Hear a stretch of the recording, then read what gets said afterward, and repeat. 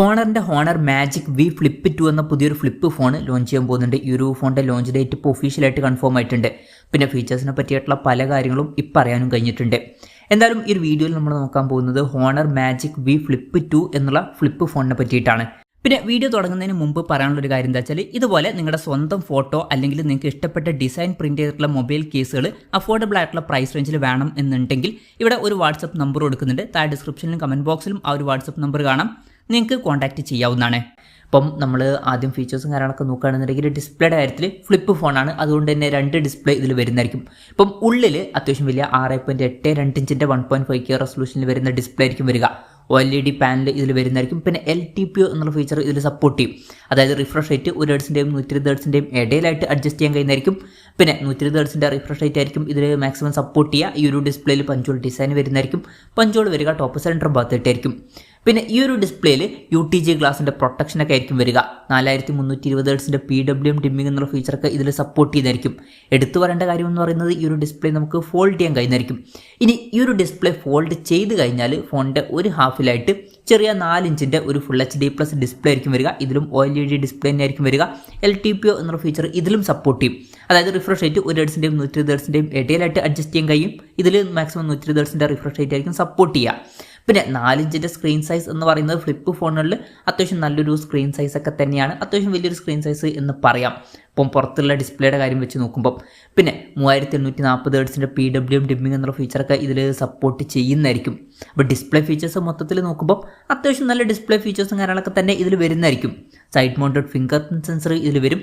ഈ ഒരു ഫോണിൻ്റെ വെയിറ്റ് വരിക ഏകദേശം 204 ഗ്രാം ആയിരിക്കും. തിക്നെസ് വരിക 6.9 mm ആയിരിക്കും ഓപ്പൺ ചെയ്ത് വെക്കുന്ന സമയത്ത്. ക്ലോസ് ചെയ്ത് കഴിഞ്ഞാൽ തിക്നെസ് വരിക 15.5 mm ആയിരിക്കും. ഇനി പ്രോസസ്സറിൻ്റെ കാര്യം പറയുകയാണെന്നുണ്ടെങ്കിൽ സ്നാപ്ഡ്രാഗൺ 8 Gen 3 എന്ന പ്രോസസ്സറുമായിട്ടായിരിക്കും ഈ ഒരു സ്മാർട്ട് ഫോൺ വരിക.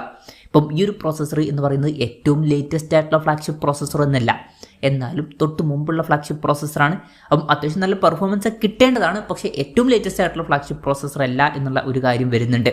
5G സപ്പോർട്ടും കാര്യങ്ങളൊക്കെ ഇതിൽ വരുന്നതായിരിക്കും. പിന്നെ സ്റ്റീരിയോ സ്പീക്കേഴ്സ് ഇതിൽ വരും.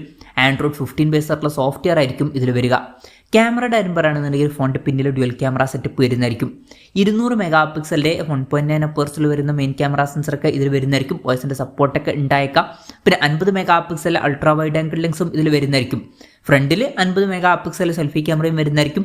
ഇപ്പം ഫ്ലിപ്പ് ഫോണുകളുടെ കാര്യത്തിൽ ഈ ഒരു ക്യാമറ സ്പെസിഫിക്കേഷൻ തരക്കേടില്ലാത്ത നല്ലൊരു ക്യാമറ സ്പെസിഫിക്കേഷൻ ആണ് എന്ന് പറയാവുന്നതാണ്. ബാറ്ററിയുടെ കാര്യത്തിൽ 5500 mAh ബാറ്ററി വരുന്നതായിരിക്കും. പൊതുവേ ഫ്ലിപ്പ് ഫോണുകളിൽ ബാറ്ററി കപ്പാസിറ്റി കുറച്ചൊന്ന് കുറയാറുണ്ട്, പക്ഷേ ഈ ഒരു ഫോണിൽ 5500 mAh ബാറ്ററി ഉണ്ടാവുന്നതായിരിക്കും. അത് അത്യാവശ്യം നല്ലൊരു ബാറ്ററി കപ്പാസിറ്റി ഒക്കെ തന്നെയാണ്. 80 വാട്ടിൻ്റെ ഫാസ്റ്റ് ചാർജിങ് സപ്പോർട്ടും വരുന്നതായിരിക്കും. 50 വാട്ടിൻ്റെ വയർലെസ് ചാർജിങ് സപ്പോർട്ടും ഇതിൽ വരും. അത് നല്ലൊരു കാര്യമാണ്. Type-C ചാർജിങ് പോർട്ടും ഇതിൽ വരുന്നതായിരിക്കും. അപ്പം ഫ്ലിപ്പ് ഫോണാണ് എന്നുള്ള കാര്യം കൺസിഡർ ചെയ്യുമ്പോൾ അത്യാവശ്യം നല്ലൊരു ബാറ്ററി സെറ്റപ്പ് ഇതിൽ വന്നേക്കാം. അപ്പം ഇതൊക്കെയാണ് ഫീച്ചേഴ്സിനെ പറ്റി പറയാനുള്ള കാര്യങ്ങൾ. ഇനി ലോഞ്ച് ഡേറ്റിൻ്റെ കാര്യം പറയുകയാണെന്നുണ്ടെങ്കിൽ ഓഗസ്റ്റ് 21 ഈ സ്മാർട്ട് ഫോൺ ചൈനീസ് മാർക്കറ്റിൽ ലോഞ്ച് ചെയ്യാൻ പോകുന്നത്. ആദ്യം ചൈനീസ് മാർക്കറ്റിലായിരിക്കും ലോഞ്ച് ചെയ്യുക. ഇന്ത്യൻ മാർക്കറ്റിൽ ആദ്യം ഈ ഫോൺ ലോഞ്ച് ചെയ്യില്ല. ഇന്ത്യയിൽ ലോഞ്ച് ചെയ്യുന്ന വെച്ചാൽ ചിലപ്പോൾ ലോഞ്ച് ചെയ്തേക്കാം, പക്ഷേ അതിനെ പറ്റിയിട്ടുള്ള കൂടുതൽ കാര്യങ്ങളൊന്നും ഇപ്പം പറയാൻ കഴിഞ്ഞിട്ടില്ല. അതിനെ പറ്റിയിട്ടുള്ള ന്യൂസുകളൊക്കെ വരുമ്പോൾ അതിനെ പറ്റിയിട്ടുള്ള വീഡിയോസൊക്കെ നമ്മൾ ചെയ്യുന്നതായിരിക്കും. അപ്പം അതുപോലുള്ള വീഡിയോസ് കാണാൻ താല്പര്യമുണ്ടെന്നുണ്ടെങ്കിൽ ഈ ചാനൽ സബ്സ്ക്രൈബ് ചെയ്യാവുന്നതാണ്. പിന്നെ വിലയുടെ കാര്യം പറയുകയാണെന്നുണ്ടെങ്കിൽ അതിനെ പറ്റിയിട്ടുള്ള കാര്യങ്ങളൊന്നും ഇപ്പം പറയാൻ കഴിഞ്ഞിട്ടില്ല.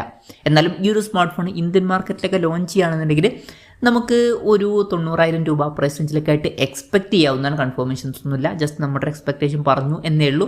ചൈനീസ് മാർക്കറ്റിൽ കുറച്ചും കൂടി നല്ലൊരു പ്രൈസിങ്ങിൽ ഈ ഫോൺ ലോഞ്ച് ചെയ്യുന്നതായിരിക്കും. എന്തായാലും ഹോണർ മാജിക് വി ഫ്ലിപ്പ് 2 എന്ന പുതിയൊരു ഫ്ലിപ്പ് ഫോൺ ലോഞ്ച് ചെയ്യാൻ പോകുന്നുണ്ട്. ഈ ഒരു ഫോണിനെ പറ്റിയിട്ടുള്ള നിങ്ങളുടെ അഭിപ്രായം ജസ്റ്റ് ഒന്ന് കമൻറ്റ് ചെയ്യുക. അതുപോലെ തന്നെ ഈ ഒരു സ്മാർട്ട് ഫോൺ ഇന്ത്യൻ മാർക്കറ്റിൽ നിങ്ങൾ ഏത് പ്രൈസിങ്ങിലാണ് എക്സ്പെക്ട് ചെയ്യുന്നത് എന്നുള്ള കാര്യം കൂടി ജസ്റ്റ് ഒന്ന് കമൻറ്റ് ചെയ്യുക.